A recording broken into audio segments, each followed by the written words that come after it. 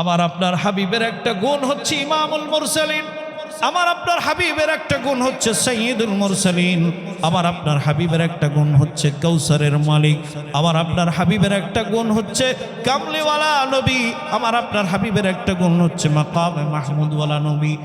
সব দামি দামি গুণ না বইলা আল্লাহ বলছেন আমি আমার গোলাম রে আনলাম। এটা দুর্বল লাগে না? আল্লাহ এটা দুর্বল না, এটা দুর্বল না, বলে এটা হচ্ছে এমন, এটাকে দুইটা বিষয়, একটা হচ্ছে দুনিয়ার সব উপাধির চাইতে আল্লাহ যে কাউকে বান্দা বলে ঘোষণা দেয় এটা সবচেয়ে আনন্দের। আরেকটা হচ্ছে এত উন্নত উন্নত সিফাত শব্দ চয়ন না করে আল্লাহ এটা কেন বললো? দুনিয়ার মানুষ তোমরা বড় বড় ডেঞ্জারাস। আমি আমার পয়গম্বর ঈসারে যখন আসমানে উঠায় নিয়ে আসছি, আসমানে উঠায় আনার কারণে খ্রিস্টানরা তারে আমার ছেলে বানাই দিছে, ভাবছে আল্লাহ না হইলে কি আর উপরে গেছে। নাউজুবিল্লাহ। সুতরাং দুনিয়ার কোন মুসলমান যাতে অতিরিক্ত এশকার মোহাব্বত থেকে ভালোবাসার মাঝখানে সবসময় হুঁশ রাখতে হয়। কি রাখতে হয়? হুঁশ রাখতে হয়। না হলে সচেতন মানুষ মাকে ভালোবাসে, মাকে ভালোবাসার দৃষ্টিভঙ্গি একটা, স্ত্রীকে ভালোবাসে, স্ত্রীকে ভালোবাসার দৃষ্টিভঙ্গি আলাদা, নিজের মেয়েকে ভালোবাসে, তাকে ভালোবাসার দৃষ্টিভঙ্গি আলাদা, নিজের শালীর সাথে পর্দা করে তারে ভালোবাসে, তারে ভালোবাসার দৃষ্টিভঙ্গিও কি এক না আলাদা? দুনিয়ার কোন মানুষ এই দেশের মধ্যে, এই হিন্দুস্তান এর মধ্যে সবচেয়ে বেশি বাড়াবাড়ি, ঠিক কিনা? মেয়েরা যে আল্লাহর সাথে আল্লাহর রসুলের কিছু গোপন কথা হয়েছিল এগুলো কোরআন হাদিসে নাই, আমাদের বাউল গানের শিল্পীরা জানে, মারেফতি পীররা জানে। নাউজুবিল্লাহ বলেন। যেই কথা আল্লাহ আল্লাহর রসুলের সাথে হয়েছে কোরআনে আসে নাই, হাদিসে আসে নাই, ওই কথা তুমি পাইলা কোথায়? নিশ্চয় শয়তান তোমারে শিখাই দিছে। কোরআন হাদিসে আসে না, এটা আবার তোমার কাছে আসলো কেন বলেন? বাংলাদেশের সংবিধানে একটা আইন আছে, কিন্তু সংবিধানে এটা কেউ জানে না, আমি জানি। তার মানে এটা শয়তানি। এটা কি? শয়তানি। দুনিয়ার কোন মানুষের ব্রেনের মধ্যে যাতে এক মুহূর্তের জন্য এটা না আসে, যেহেতু জমিন থেকে সাত আসমান কত দূরে, ইনশাআল্লাহ আগামী পর্বে বলবো, আগামী জুমায় বলবো, এই সব কিছু ভেদ করে একজন মানুষ আল্লাহ তাআলার কাছে গিয়া সাক্ষাৎ করছে। হাদিসে আসছে একটা তীরের যতটুকু দূরত্ব, এতটুকু দূরত্ব মাঝখানে পর্দা ছিল, এরপরে আরো কোনো কিছু যদি হয়ে থাকে সেটার কথা উল্লেখ নাই।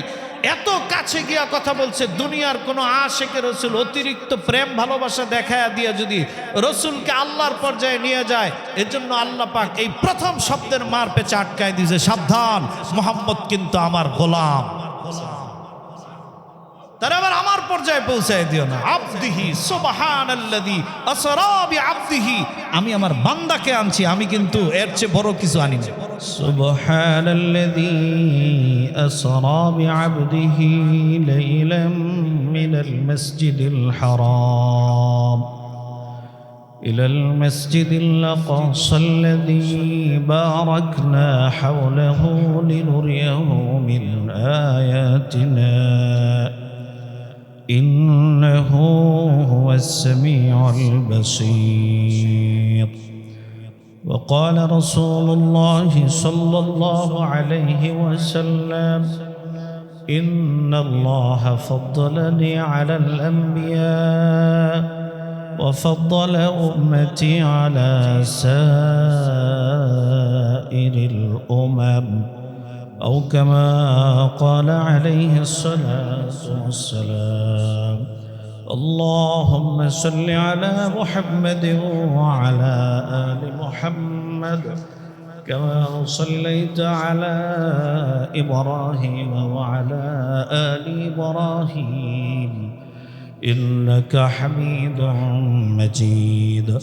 اللهم بارك على محمد وعلى آل محمد كما باركت على إبراهيم وعلى آل إبراهيم إنك حميد مجيد.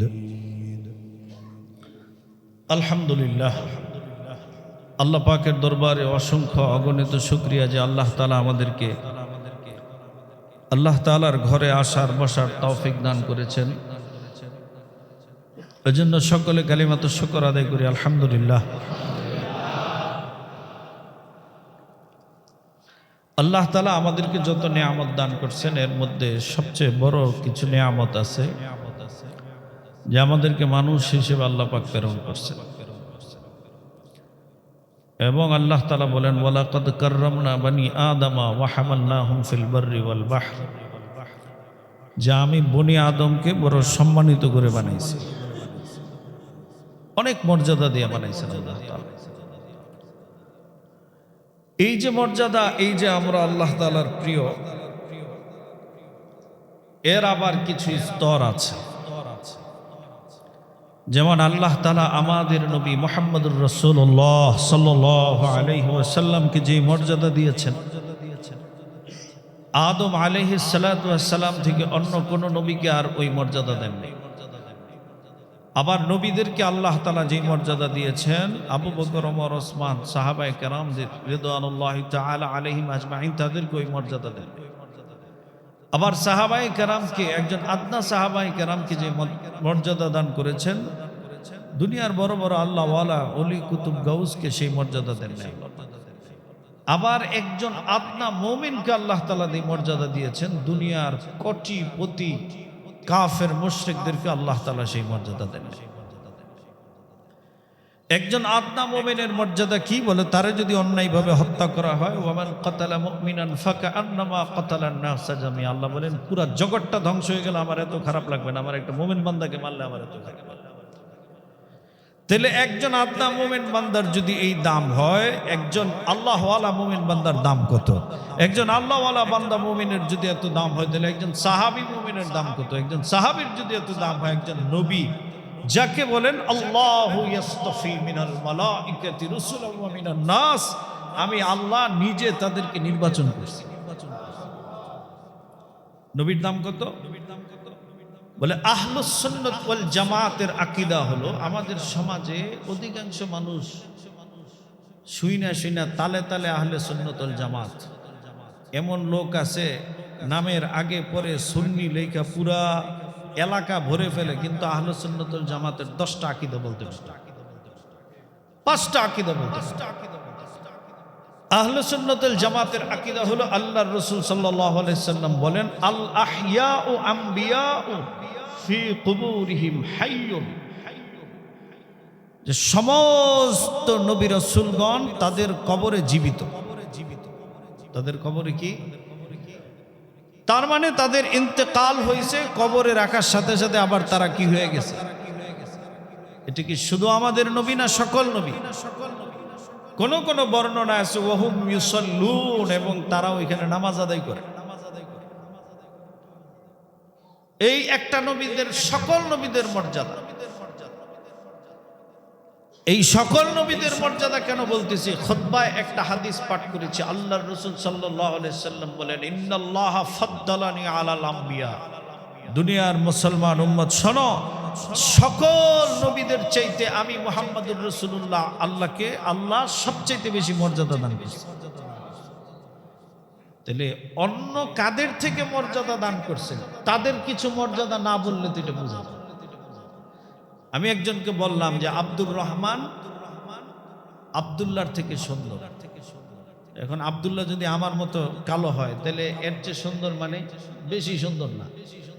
যার সাথে তুলনা করা হইতেছে তার ব্যাপারে না জানলে তো, আচ্ছা একজনের বলা হইল তার গর্জনটা বাঘের গর্জন, কিন্তু যারে বলা হয়েছে সে সারা জীবন খেকশিয়াল আর বিড়ালের গর্জন শুনছে, তাহলে বাঘের গর্জন তারে বললে বোঝানো যাবে না? বাঘের গর্জন আগে চিনাইতে হবে।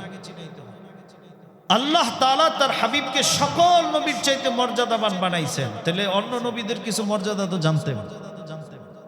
তাহলে সকল নবীদের একটা মর্যাদা হলো তারা তাদের কবরে জীবিত, এবং তাদের আরেকটা মর্যাদা হলো তারা তাদের কবরের মধ্যেই আছে, এর থেকে কোথাও যান না, একদিন ছাড়া সেটা আসবে পরে। সমস্ত নবীদের আরেকটা মর্যাদা হচ্ছে আদম আলাইহিস সালাম থেকে ঈসা নবী পর্যন্ত সকল নবীরা হচ্ছে নিষ্পাপ। সকল নবীরা কি? ইব্রাহিম আলাইহিস সালাম যখন আল্লাহকে বলছেন যে আল্লাহ আল্লাহ পাক যখন বলছে যে আমি তোমাকে মুসলিম জাতির নেতা বানাইছি, তখন উনি বলছেন আমার সন্তানদেরকেও বানান। এই যে নেতৃত্বের গুণ, এই সকল নবীদেরকে আল্লাহ পাক নিষ্পাপ রাখছেন কেন? বলে নবীরা যদি নিষ্পাপ না হয় তাহলে আল্লাহ তাআলার পবিত্র ওহী তারা মানুষের কাছে পৌঁছাইলে এটা মানুষ গ্রহণ করতে যাবে। এজন্য সকল নবীরা নিষ্পাপ এবং কোন নবীর মাধ্যমে আল্লাহ তাআলা যাররা পরিমাণ কোন রকমের গুনাহ করার নাই, আল্লাহ নিজে তাদেরকে হেফাজত করছে। তাহলে আদম আলাইহিস সালাম থেকে নিয়ে ঈসা মুসা পর্যন্ত সকল নবীরা নিষ্পাপ, এটা আহলে সুন্নাতুল জামাতের কি আকীদা। সকল নবীরা তাদের কবরে জিন্দা, এটা আহলে সুন্নাতুল জামাতের কি বিশ্বাস। এবার সকল নবীর চাইতে আমার আপনার নবীর বিশেষ পাওয়ার কি? বলে একটা শোনেন, মুসলিম শরীফের হাদিস, আল্লাহর রাসূল বলেন আনা সাইয়্যিদু ওয়ালাদি আদম ইয়াউমাল কিয়ামাতি ওয়ালা ফাখরা।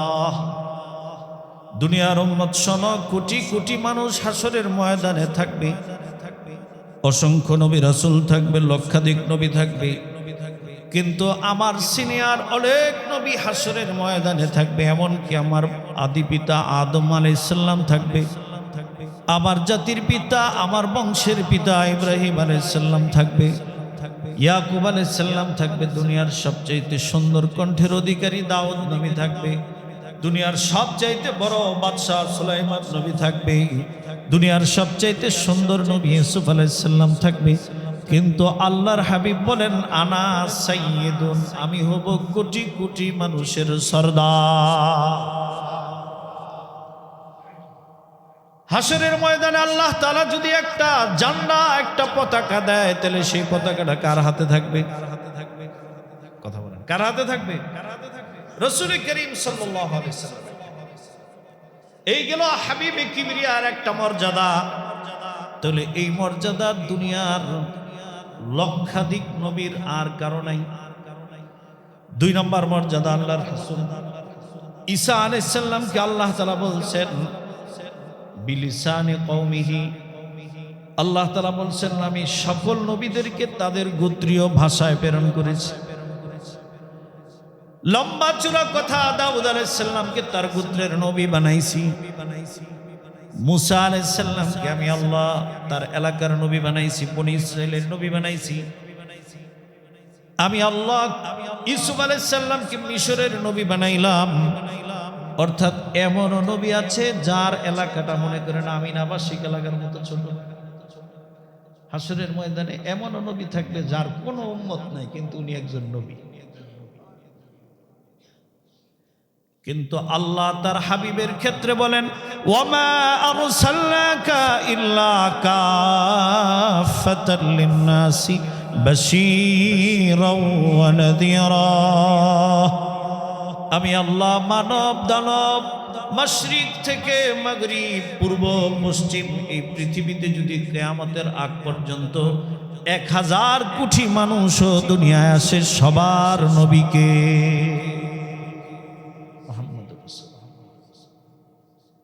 এই মর্যাদা অন্য কোন নবীর ছিল না। হাসরের ময়দানে আল্লাহর হাবিব বলেন আমি আমার উম্মতের আধিক্যতা নিয়ে গর্ব করব, আনন্দ করব। এই জন্য মিশকাত শরীফের 2য় খণ্ডে একটা হাদিস আছে, অন্যান্য সহিহ হাদিসের কিতাবেও আছে। আল্লাহর হাবিব বলেন উম্মতের দল তাজাওয়াজুল ওয়াদুদাল ওয়ালুদ ফাইন্নী মুকাসিরুম বিকুমুল উমাম। তোমরা এমন বংশের নারীদেরকে বিবাহ করো যে বংশের নারীদের বাচ্চা বেশি হয়। এটা কিভাবে খোঁজ দিতে হবে? ছেলের বিয়ের সময় আপনার বিয়ে আইনের বাচ্চা কাচ্চা কয়টা? কিন্তু আমাদের সমাজ হলো যদি শোনে বিয়ে আইনের বাচ্চা 5টা, ওই ফ্যামিলিতে আত্মীয় করবে। বলবো সিম্পল একটা ফ্যামিলি দেখেন, ঠিক কিনা বলেন? বলবো একটা টিপটপ একেবারে চিপ রেটের একটা ফ্যামিলি দেখেন, শুধু একটা মেয়ে হলে আরো বেশি ভালো হয়, সম্পদ যা আছে পেয়ে যাবে আমার ছেলে। আমি কি অবাস্তব কিছু বলতেছি?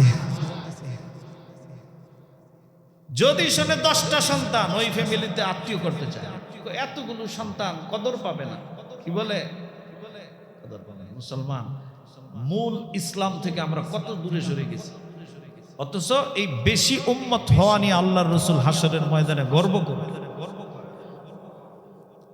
আল্লাহ, আমি যদি 10 জন মুসল্লি এক জায়গায় নিয়ে গর্ব করি যে আমার এই মুসল্লিরা আমার বিপদে আসে, পাশে থাকে, বিভিন্ন দ্বীনি কাজে, দুনিয়ার কাজে সহযোগিতা করে, আর ওই সময় যদি আপনি মুখটা অন্যদিকে ফিরায় নেন, তাহলে যার কাছে আমি পরিচয় দিতেছি সে আমার এই পরিচয়টাকে আপনার মুখ ফেরানোর কারণে কি করা হইল?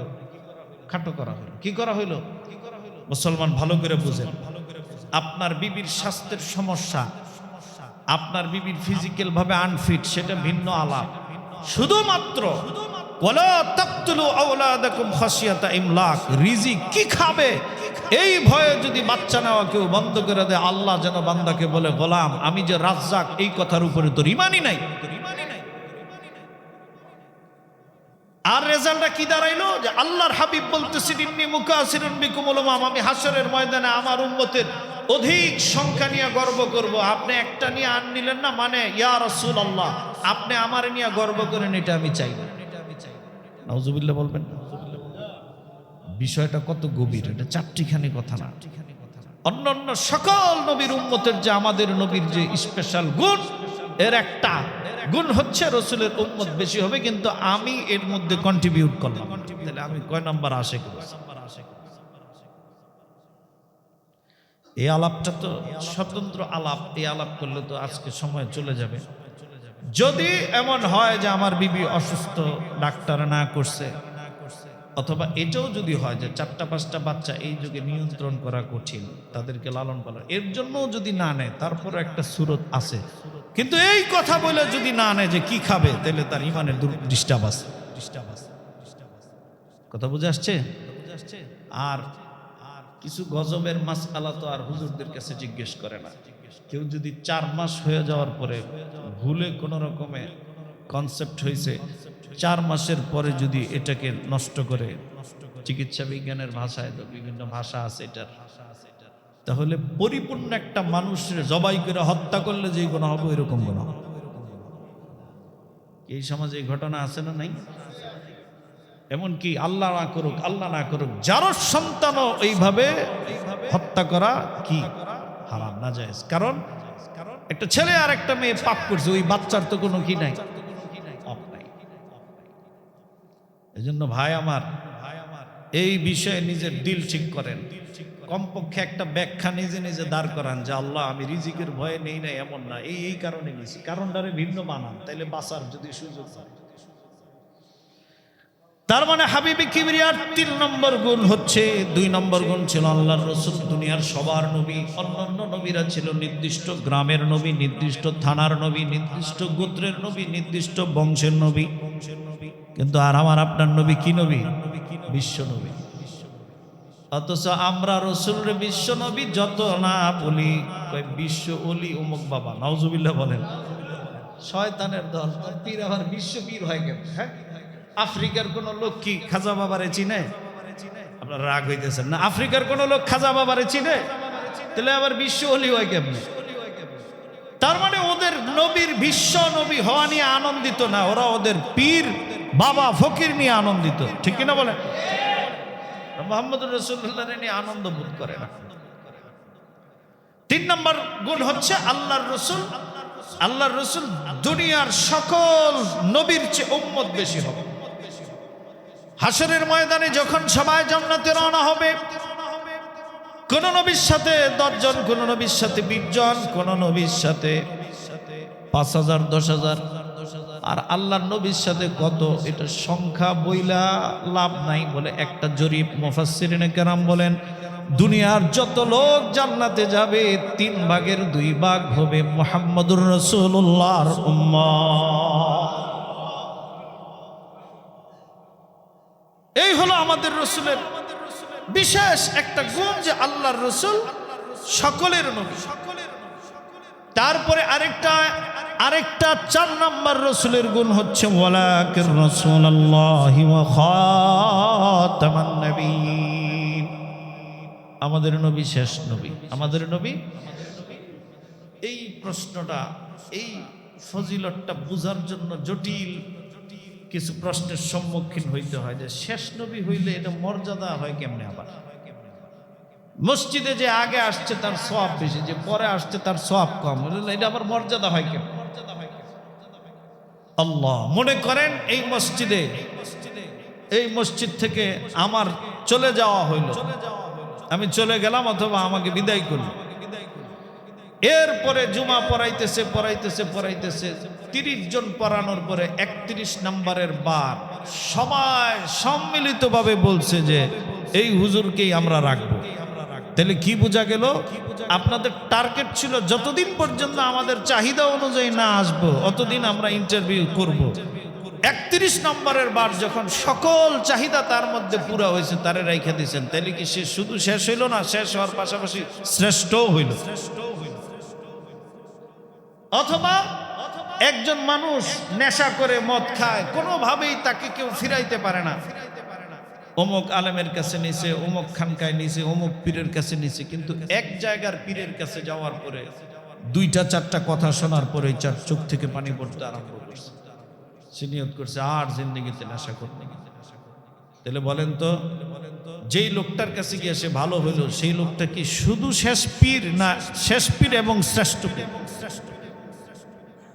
আল্লাহর রাসূল শেষ নবী এবং শ্রেষ্ঠ নবী। শেষ নবী এবং কি নবী? এখন বলবেন যে তাহলে খ্রিস্টানরা তো বলবে যে আমাদের ঈসা নবীও তো আসবে, তাহলে ঈসা নবীরও তো শ্রেষ্ঠ বলা লাগে।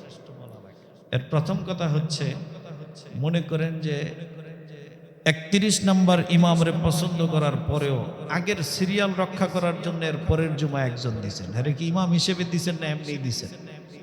সান্ত্বনা পুরস্কার। ঈসা আলাইহিস সালাম সারা হায়াতের জিন্দেগিতে এক মুহূর্তের জন্যও নিজস্ব কোনো শরীয়ত প্র্যাকটিস করবে না, টোটাল জীবনটাই আল্লাহর রাসূল মুহাম্মদুর রাসূলুল্লাহ সাল্লাল্লাহু আলাইহি সাল্লামের শরীয়তের অনুসরণ। তবে ঈসা নবীকে আল্লাহ তাআলা কেন পাঠাবেন? বলে ঈসা আলাইহিস সালামকে আল্লাহ তাআলা পাঠাবেন শুধুমাত্র একটা কাজ সম্পাদন করার জন্য। সেটা কি? মৃত্যু। সেটা কি? মৃত্যু। ঈসা আলাইহিস সালামকে আল্লাহ তাআলা জীবিত উঠায় নিয়েছেন, এটা আমাদের আকীদা। জীবিত কি করছেন? মৃত্যু, যেহেতু কুল্লু নাফসিন যায়িকাতুল মাউত। আহারে ভাই, মৃত্যুর থেকে যে বাঁচা যায় না এর একটা উদাহরণ। আমরা তো শুধু বলি যে পাহাড়ে লুকাইলেও মৃত্যু হবে, আসমানে চলে গেলেও মৃত্যু হবে, যে এটা আরেকটা উদাহরণ যে আসমানে যে আছে তারেও আইনা আল্লাহ মৃত্যু দিন।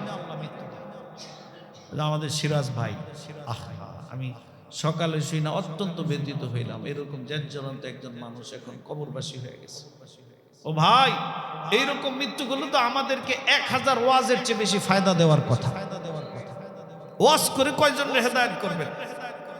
যদি এটা চিন্তা করে, আমার নজরে বিশ্বাস করেন এই পর্যন্ত শোনার পরে 10-15 বার ভাসছে যে এই রাস্তার গলিতে যে উনি সাদা পাঞ্জাবি পরে দাঁড়ায় রয়েছে, সুতি পাঞ্জাবি পরে দাঁড়ায় রয়েছে।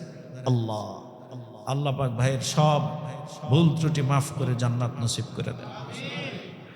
তো ঈসা আলাইহিস সালামকে আল্লাহ তাআলা চতুর্থ আসমান থেকে দুনিয়ায় আবার আনবেন শুধুমাত্র মৃত্যু দেওয়ার জন্য। আরো অনেক কারণ আছে, কিন্তু এইটা হচ্ছে ভাইটাল কারণ।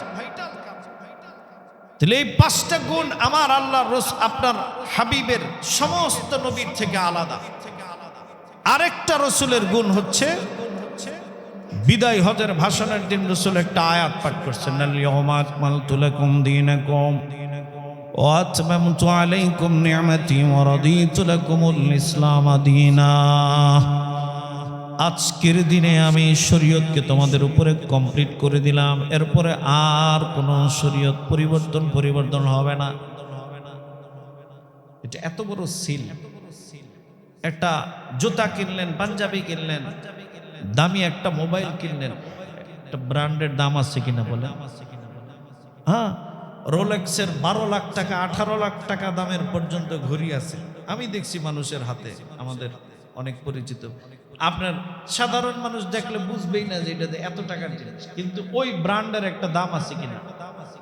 ইহুদিরা আয়েশা হযরত ওমরকে বলে, ওমর জানো তোমাদের নবীর উপর এমন একটা আয়াত নাজিল হয়েছে, যদি এটা আমাদের উপর নাজিল হইতো তাহলে ওই দিনটাকে আমরা ঈদের দিন ঘোষণা করতাম। বলে কোনটা? আল্লাহ তাআলা একটা আয়াত বলে পুরা শরীয়তে ইসলামীকে এমন একটা সিল লাগায় দিয়েছে, এমন একটা ব্র্যান্ডের স্টিকার লাগায় দিয়েছে যে দুনিয়ার সকল ধর্মের চাইতে এটা দামি হয়ে গেছে। সেটা হলো আল ইয়াউমা আকমালতু লাকুম দীনাকুম ওয়া আতমামতু আলাইকুম নি'মাতি ওয়া রাদিতু লাকুমুল ইসলাম দীনা, যে আজকের দিনে আমি মুহাম্মদুর রাসূলুল্লাহ সাল্লাল্লাহু আলাইহি ওয়াসাল্লামের উপরে ইসলামকে কমপ্লিট করে দিলাম, এর মধ্যে কোনো রকমের পরিবর্তন নাই। সুতরাং কেউ যদি রাসূল সাল্লাল্লাহু আলাইহি ওয়াসাল্লামের জন্মদিন উপলক্ষে কেক কাটে তাহলে বুঝতে হবে এই কেক কাটাটা সওয়াবের কাজ ছিল, এটা রাসূল বুঝে নাই, উনি বুঝছে। নাউজুবিল্লাহ। কেউ যদি শরীয়তের মধ্যে নতুন কোনো কিছু আবিষ্কার করে বুঝতে হবে সে এই আয়াতকে মানে না, যে আল্লাহ যে বলছে ইসলাম কমপ্লিট, না না আমাদের এইটার ব্যাপারে একটু বাকি ছিল। নাউজুবিল্লাহ। বুঝছেন কত খারাপ বেদাত, কত যে মারাত্মক। আল ইয়াউমা আকমালতু লাকুম দীনাকুম ওয়া আতমামতু আলাইকুম নি'মাতি, এটা বইলা আল্লাহ তাআলা একটা স্টিকার, একটা ব্র্যান্ডের স্টিকার লাগায় দিছে যে শরীয়তে ইসলাম কিয়ামত পর্যন্ত অপরিবর্তিত থাকবে। এটা অন্য নবীর চাইতে বেশি দাম কিভাবে? বলে অন্যান্য সকল নবীর ধর্ম আরেক নবীর কারণে বাতিল হয়েছে, আরেকটা কিতাবের কারণে বাতিল হয়েছে, কিন্তু আমার আপনার নবীর কিতাব এবং ধর্ম কিয়ামত পর্যন্ত, কিয়ামত যদি আরো 5000 বছর পরেও হয় তারপরেও এই ধর্মের কোনো বিধান কোনো কিছুর উপরে রদবদল হবে। 7 নম্বরে আমাদের নবীর আরেকটা বিশেষ মর্যাদা হলো যে আমাদের নবীকে আল্লাহ তাআলা একটা কিতাব দান করছেন। কি দান করছেন? কিতাব। সেটার নাম কি? কোরআন। এটা নবীর আলাদা মুজিজা। আলাদা কিভাবে? এর বাস্তব প্রমাণ হলো সমাজে বাইবেলের যত সংস্করণ হয়েছে প্রত্যেক সংস্করণে নিজেরা একটু করে পরিবর্তন করছে। আপনার মানে গীতা রামায়ণ ওইগুলো তো একেবারে মানে সমুদ্রের ওই পার। বাইবেল আর তাওরাত ইনজিল যে এইগুলার এত পরিমাণ পরিবর্তন সাধন হয়েছে, প্রত্যেক ধর্মযাজকরা ধর্মগুরুরা তারা তাদের মানসা মতো জায়গায় জায়গায় পরিবর্তন করছে, কিন্তু কোরআন, আল্লাহু আকবার, কোরআনের একটা জের একটা জবর, কোরআনের পরিবর্তন নাই। এটা কত বড় একটা শক্ত কথা যে আজ পর্যন্ত কোনো নাস্তিক, কোনো ইহুদি, কোনো নাসারা, কোনো ধর্মদ্রোহীও এই কথা বলতে পারে না যে কোরআনের এই জায়গাটা পরিবর্তন হয়েছে। আল্লাহু আকবার। এটা শুধু আমাদের দাবি না, পৃথিবীর কোনো কোরআন বিদ্বেষীও এই কথা বলতে পারে। তাহলে কোরআন আসমানি কিতাব, রসুলের অন্যান্য সকল নবীর চাইতে আলাদা মর্যাদা। এমনকি আপনারা শুনলে অবাক হবেন, ইব্রাহিম আলাইহিস সালামের উপরে 30টা আসমানি কিতাব নাজিল হয়েছে। কয়টা? কোনোটা আমাদের আমপাড়ার মতো, কোনোটার পৃষ্ঠা হয়তো 30টা, কোনোটার পৃষ্ঠা 20টা। আবার এক নবী অনেক কিতাবের উপর আমল করছে, কিন্তু ওই ছোট ছোট কিতাবগুলোকেও তাদের উম্মতরা মুখস্থ করতে পারে না, অথচ 6636 আয়াতের এই বিশাল কোরআনকে এমন এমন বাচ্চারা মুখস্থ করে, অনেক বাচ্চা তার বাপের নামও ঠিক মতো বলতে পারে না। এটা সকল নবীর উপরে আমার আপনার নবীর মর্যাদা। আরেকটা মর্যাদা, 8 নম্বরের আরেকটা মর্যাদা হলো সকল নবীর উপরে আমাদের নবীর মর্যাদা হলো অতীতের সকল আসমানি কিতাব আজকে সারা দুনিয়ায় খুঁজলে একটা পাণ্ডুলিপি পাওয়া যাবে না যেটা আল্লাহ যেভাবে নাজিল করছে ওইভাবে আছে। কেন নাই? কেন? বলে আল্লাহ তাআলার মানসাই ছিল না যে এটা থাকুক। কারণ নতুন সংবিধান আইসা পড়ছে, এখন আর আগের সংবিধানের কোনো কি নাই, দাম নাই, আগের সংবিধানের তো প্রয়োজন নাই। ওইগুলোকেও আল্লাহ পাক যদি চাইতেন হেফাজত করতে কিন্তু পারতেন, কিন্তু ওইগুলোকে আর হেফাজত করার প্রয়োজন মনে করে নাই। অথচ কোরআনের ব্যাপারে আল্লাহ কি বলছেন? ইন্না নাহনু নাযালনা যিকরা ওয়া ইন্না লাহু লাহাফিজুন। আমি আল্লাহ কোরআনটাকে নাজিল করেছি, এটাকে কিয়ামত পর্যন্ত হেফাজত করার দায়িত্ব আমি আল্লাহ। এমনকি আল্লাহর রসুলের উপরে যখন কোরআন নাজিল হইল, আল্লাহর রসুল বারবার নিজের ঠোঁট নাড়াচাড়া করে পড়তে আরম্ভ করলেন। আল্লাহ বলেন, দোস্ত লা তুহাররিক বিহি লিসানাকা লিতা'জালা বিহি ইন্না আলাইনা জামাহু ওয়া কুরআনা। ও আমার দোস্ত, আপনি পেরেশান হয়েন না, আপনার কলিজায়, আপনার অন্তরে আমি আল্লাহ নিজ জিম্মাদারিতে কোরআনটাকে বসায় দিব। বড়দের কথা তো বড়ই হয়, বড়দের কথা। আল্লাহ রাসূল সাল্লাল্লাহু আলাইহি সাল্লামের উপরে যখন ওহী নাজিল হইতো, কখনো জ্বর আইসা যেত, কখনো কাঁপুনি হইতো, এত প্রভাব। শায়েখ আল্লামা হাসান জামিল হাফিজাহুল্লাহ, আমাদের বড় ভাই, আমি একদিন বললাম যে ভাই, ওয়াজের শুরুতে এত চাদর, শাল, রুমাল এত কিছু নিয়ে বসে, শীত যতই হোক কিছুক্ষণ ওয়াজ করার পরে আস্তে আস্তে শরীর ঘামে, ঘামে কিনা। এমন কি দেখা গেছে অনেক সময় একটু ফ্যান ছাড়তে হয়, তাও আবার 1 মিনিট ছেড়ে বন্ধ করে দিই, ভয় পাই। তো পিছনের মুসল্লিরা ভাবে যে দেখছ ফ্রি খাইয়া কি অবস্থা হয়েছে। তো বড়দের কথা তো বড়ই। উনি আমারে বলতেছে যে এটা তো গরমের ঘাম না, বলে এটা হচ্ছে কোরআন যে ওহী, ওই ওহীর প্রভাবে মানুষ বলতে গেলে ঘাইমা যায়। আপনি দেখবেন যারা ইমামতি করে, যারা নামাজ পড়ায়, যারা তারাবির নামাজ পড়ায়, শীতের দিনেও তারা ঘামে। এটা কিসের প্রভাব? ওহীর প্রভাব। এটা কিসের প্রভাব? আল্লাহর কালামের প্রভাব। আরে ওটের উপরে থাইকা যদি রাসূলের উপরে ওহী নাজিল হতো, ওট বইসা যেত ওহীর পাওয়ারে। চারটিখানি কথা না।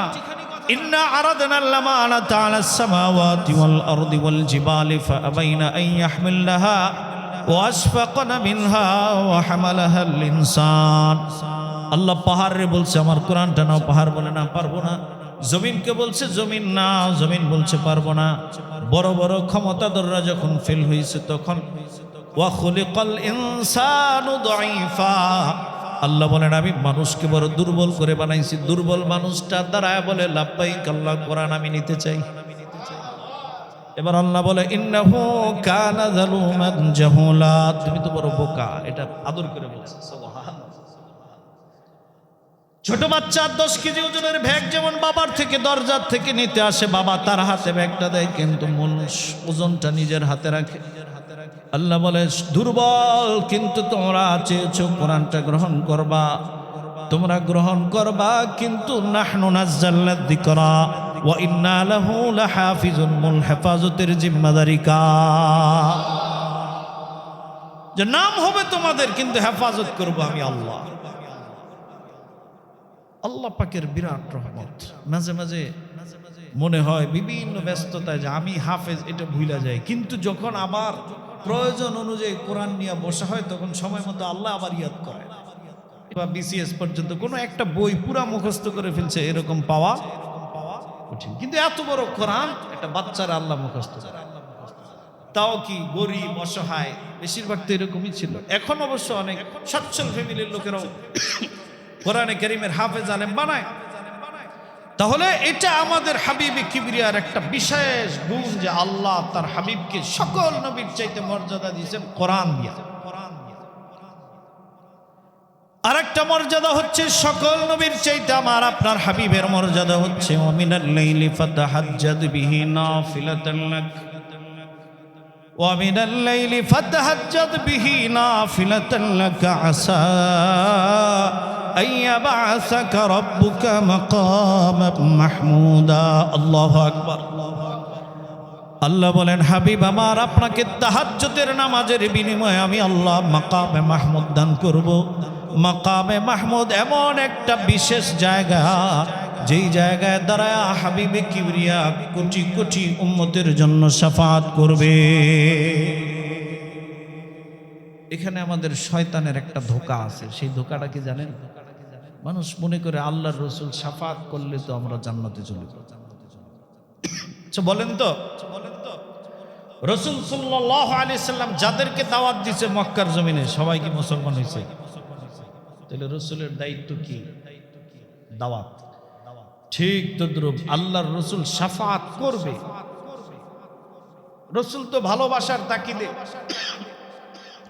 উম্মতের প্রতি মোহাব্বতের তাকিদে রসুল তো চাইবো যে সবাইরে শাফাত করে জান্নাতে নিয়ে যেতে, কিন্তু কবুলের একটা বিষয় থাকবে তো।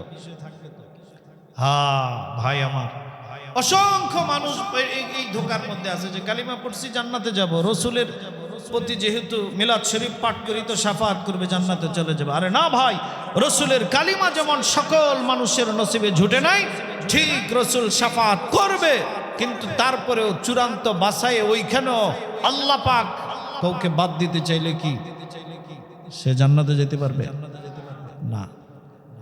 তাহলে সকল নবীর চাইতে আমার আপনার হাবিবের মর্যাদা।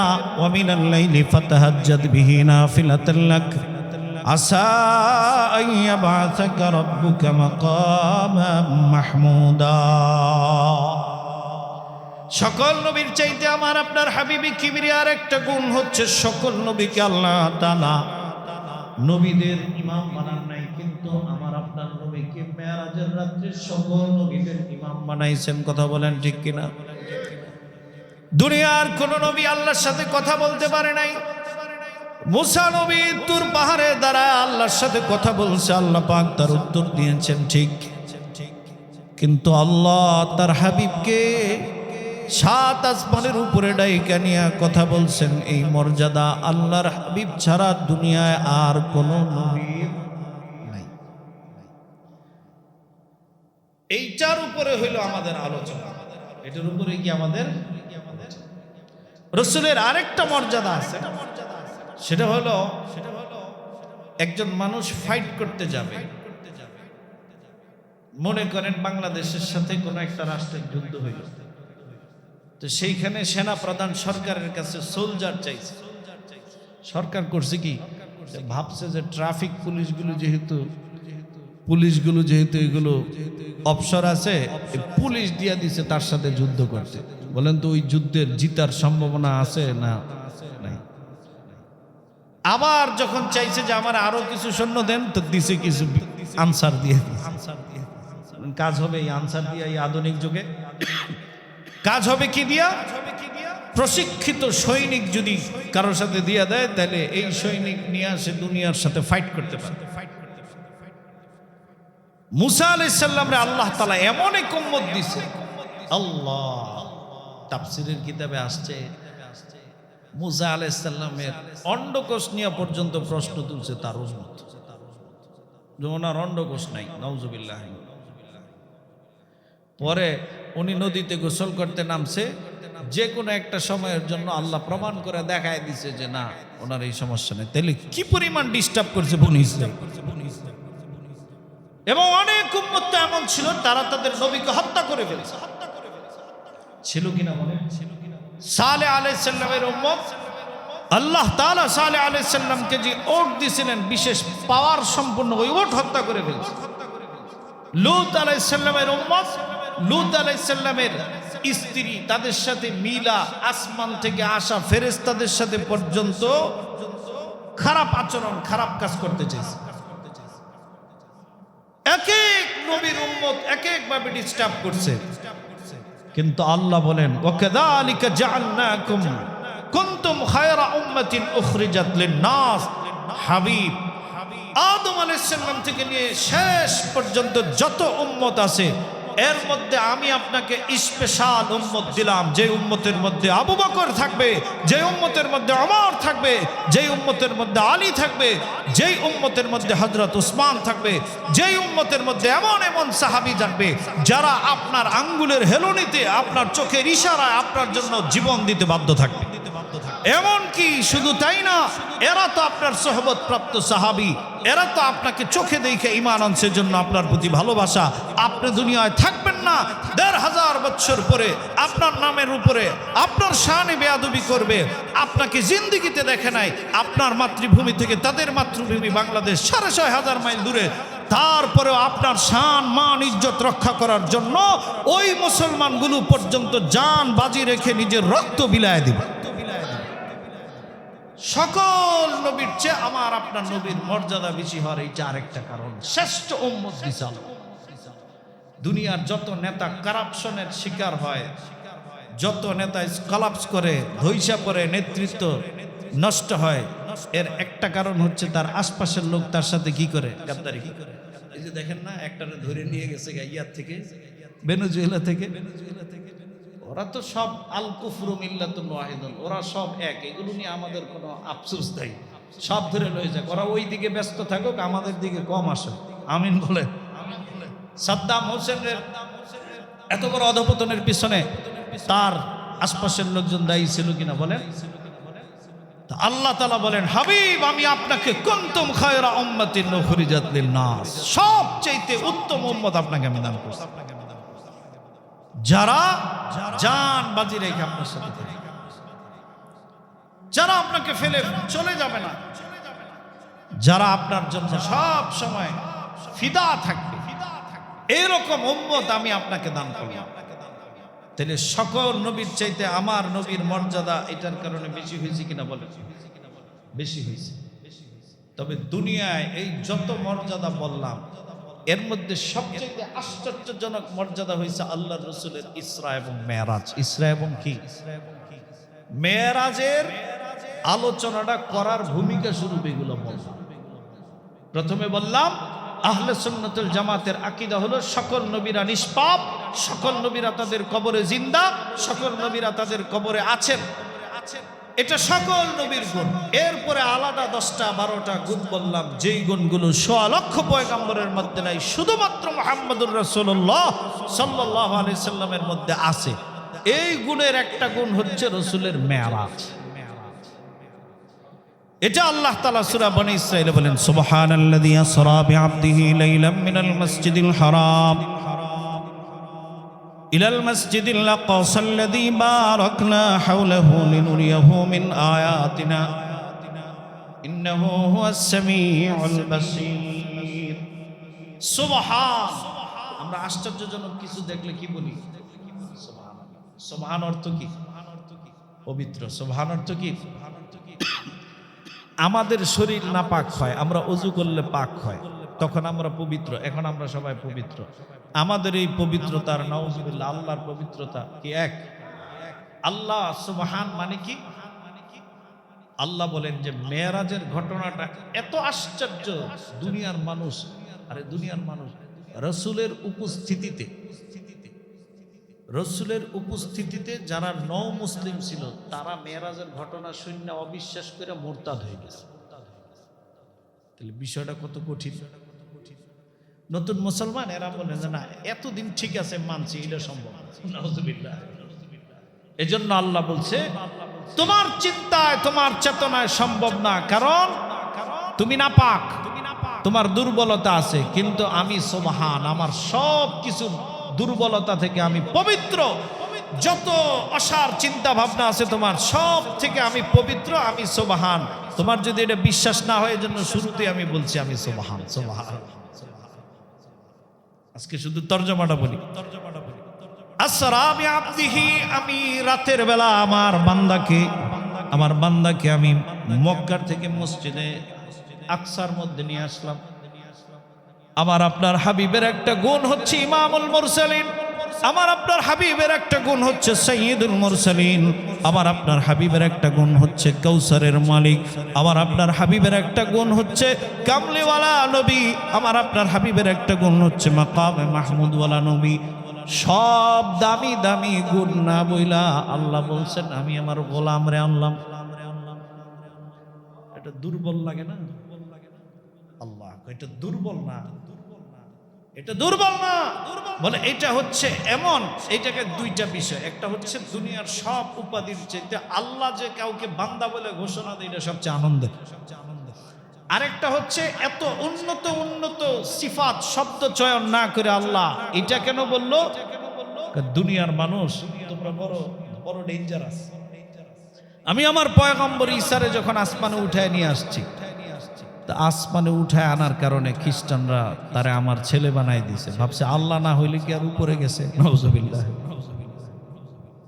সুতরাং দুনিয়ার কোন মুসলমান যাতে অতিরিক্ত ইশক আর মোহাব্বত থেকে, ভালোবাসার মাঝখানে সবসময় হুঁশ রাখতে হয়। কি রাখতে হয়?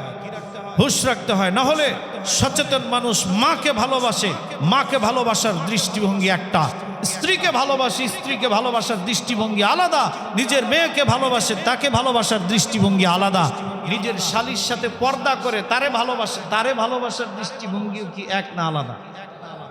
দুনিয়ার কোন মানুষ এই দেশের মধ্যে, এই হিন্দুস্তান এর মধ্যে সবচেয়ে বেশি বাড়াবাড়ি, ঠিক কিনা? মেয়েরাজ আল্লাহর সাথে আল্লাহর রসুলের কিছু গোপন কথা হয়েছিল, এগুলো কোরআন হাদিসে নাই, আমাদের বাউল গানের শিল্পীরা জানে, মারেফতি পীররা জানে। নাউজুবিল্লাহ বলেন। যেই কথা আল্লাহর রসুলের সাথে হয়েছে, কোরআনে আসে নাই, হাদিসে আসে নাই, ওই কথা তুমি পাইলা কোথায়? নিশ্চয় শয়তান তোমারে শিখাই দিয়েছে। কোরআন হাদিসে আসে না, এটা আবার তোমার কাছে আসলো কেন বলেন? বাংলাদেশের সংবিধানে একটা আইন আছে, কিন্তু সংবিধানে এটা কেউ জানে না, আমি জানি। তার মানে এটা শয়তানি। এটা কি শয়তানি? দুনিয়ার কোন মানুষের ব্রেনের মধ্যে যাতে এক মুহূর্তের জন্য এটা না আসে, যেহেতু জমিন থেকে সাত আসমান কত দূরে, ইনশাআল্লাহ আগামী পর্বে বলবো, আগামী জুমায় বলবো, এই সব কিছু ভেদ করে একজন মানুষ আল্লাহ তাআলার কাছে গিয়া সাক্ষাৎ করছে। হাদিসে আসছে একটা তীরের যতটুকু দূরত্ব, এতটুকু দূরত্ব, মাঝখানে পর্দা ছিল। এরপরে আরো কোনো কিছু যদি হয়ে থাকে সেটার কথা উল্লেখ নাই। এত কাছে গিয়া কথা বলছে। দুনিয়ার কোনো আশিকে রসুল অতিরিক্ত প্রেম ভালোবাসা দেখায়া দিয়ে যদি রসুলকে আল্লাহর পর্যায়ে নিয়ে যায়, এজন্য আল্লাহ পাক এই প্রথম শব্দের মার পেঁচে আটকায় দিয়েছে, সাবধান, মুহাম্মদ কিন্তু আমার গোলাম, তারা আবার আমার পর্যায়ে পৌঁছায় দিও না। আবদিহি সুবহানাল্লাযী আসরা বিআবদিহি, আমি আমার বান্দাকে আনছি, আমি কিন্তু এর চেয়ে বড় কিছু আনি না। সুবহানাল্লাহ। আচ্ছা বলেন, সংসদ নেতা মন্ত্রী সে সংসদেই থাকবে, এটা তো আশ্চর্যের কিছু নাই। কিন্তু হঠাৎ করে যদি একজন ইমাম সাহেবের নেয় সংসদে, তাহলে এটা কি আশ্চর্য? জিবরিল ফেরেশতারা আসমানের উপরে থাকে, আসা যাওয়া করে, সেটা তো ভিন্ন জিনিস। কিন্তু একজন মানুষরে যদি না নেয়, তাইলে তো এই ঘটনার আশ্চর্যই থাকলো। এটার আশ্চর্য থাকলো। দুনিয়ার অনেক মানুষ মনে করে যে রাসূল সাল্লাল্লাহু আলাইহি ওয়াসাল্লামের এই ইসরা মেরাজ এটা স্বপ্নে হয়েছে। আরে ভাই, স্বপ্নে যদি হয়, এমন অনেক মুমিনও তো আছে যারা স্বপ্নে জান্নাত জাহান্নাম দেখছে, আছে না? তাইলে কি আর এটা রাসূলের মর্যাদা থাকলো? একটা কথা বলে আজকে শেষ করি। এই দুনিয়ার বিখ্যাত যত তাফসির আছে, এর মধ্যে একটা অথেন্টিক তাফসির হচ্ছে তাফসির ইবনে কাসির। আল্লামা ইবনে কাসির রাহমাতুল্লাহ আলাইহি বলেন, এই যে ইসরা, আল্লাহর রসুলকে যে আল্লাহ তাআলা কিভাবে আনছে, কিসের মাধ্যমে আনছে, আগামী জুমা ইনশাআল্লাহ হায়াতে থাকলে বলবো, সুস্থ থাকলে। আল্লাহ পাওলা যে এই ঘটনাটা ঘটাইছেন, কয় এটাকে উনি তাফসিরে মারিফুল কোরআনে আল্লামা মুফতি শফি রাহমাতুল্লাহ আলাইহি বলেন যে ইবনে কাসির যাচাই বাছাই করে কাটছাট করার পরে যেই বর্ণনাগুলো সহি মনে হয়েছে, হযরত ওমর, হযরত আলী রাদিয়াল্লাহু তাআলা আনহু, আব্দুল্লাহ ইবনে মাসউদ সহ, আবু হুরায়রা সহ, এবং রাসূলের চাচাতো বোন উম্মে হানি সহ এই রকম বড় মানের 25 জন সাহাবী এই ইসরার বর্ণনাকারী সাহাবী। এরপরে সর্বশেষ ইবনে কাসির বলেন, ফাহাদিসুল ইসরাঈ, ইসরার হাদিসগুলো এত বেশি এত বেশি এত বেশি, কদ আজমাআল মুসলিমুন, দুনিয়ার সকল মুসলমান আল্লাহর রাসূলের ইসরা এবং মেরাজ হয়েছে, এর ভিতরে সকলে ঐক্যমত হয়ে গেছে। ওয়া আরাদা আনহু জানাদিকাতু ওয়াল মুলহিদুন, শুধুমাত্র যারা খোদাদ্রোহী, জিন্দিক, কাফের, মুশরিক, নাস্তিক, এরা ব্যতীত সকলেই রাসূলের ইসরা এবং মেরাজকে স্বীকার করে। আল্লাহ তাআলা আমাদেরকে হায়াত দান করলে, সুস্থ রাখলে, আগামী সপ্তাহে মেরাজের গুরুত্ব বুঝে আসতো। অনেক সময় অনেক বিষয় মাথায় আসে এমন, যেটা মনে হয় 2-3 জুমা ব্যাপী বলা উচিত, কিন্তু এই ভয়ে আবার বলি না। যে ওই রকম ধৈর্য, ওই রকম যদি ধৈর্য না রাখে, তাইলে মনে হবে যে কি কইতেছে, এলোমেলো কথা বলতেছে। আজকে আল্লাহ রসুলের মর্যাদা বুঝাইলাম। এই মর্যাদার একটা বিশেষ মর্যাদা হলো মেরাজ, ইসরা। মেরাজের অনেকে তো জিজ্ঞেস করবে আমল কি? মেরাজের কোনো নির্দিষ্ট আমল আছে না। এমনকি তাফসিরের কিতাবে আমরা তো জানি মেরাজ আগামী জুমার দিন, দিবাগত রাতে, শাবানের কত, রজবের 27 দিন। কিন্তু এছাড়াও কিন্তু আরো অনেক মতামত আছে। কোন কোন মতামতে আছে যে রমজান মাসে মেরাজ হয়েছে, কিন্তু মুসলিম সমাজে যেহেতু এটা একটা প্রসিদ্ধ, সুতরাং এটা নিয়ে আর ওয়াজ বাড়াইলে অনেকে বলবে খালি আছেন আপনার আবিষ্কার। আরে ভাই, পড়াশোনা করলে তো সামনে আসে। যাদের কথা বলতেছি এরা কি গত বছরের কিতাবটা লিখছে না, ইবনে কাসির, কুরতুবী, তাবারি, এগুলো কি এই শতাব্দীর তো না, শত শত বছর আগে। এখন আপনিও পড়েন, আপনিও কিনেন, বাংলায় আর রাখিকুল মাখতুম কিনেন। মিশরে 100-র উপরে আল্লাহর রসুলের জীবনী মধ্যে এটা 1 নাম্বার হয়েছে। এটা বাংলায় ছাপা আছে, আশেকে রসুল, রসুলের মোহাম্মত বাড়বে, এটা কিনেন। এটা কিনে পড়েন, আপনিও দেখবেন যে বিভিন্ন বিষয়ে মতানৈক্যগুলো আছে। তখন মনে হবে যে এগুলো নতুন বলতেছে না। তো ইনশাআল্লাহ ওই আগামী জুমার যে রাত্র, জুমা শেষ হওয়ার পরে যে রাত্র, ওই রাত্রে লাইলাতুল মেরাজ আমরা, এর জন্য নির্দিষ্ট কোনো রকমের কোনো আমল নাই, কোনো আমল কেউ বলতে পারবে না। বাকি রজব মাস এবং শাবান মাসের আলাদা আমলের কথা আছে না নাই? বেশি বেশি রোজা রাখা, আইয়ামে বীজের রোজাগুলো রাখা, সোমবারের বৃহস্পতিবারের রোজা রাখা, এইগুলো আপনারা পারলে ইনশাআল্লাহ রাখবেন।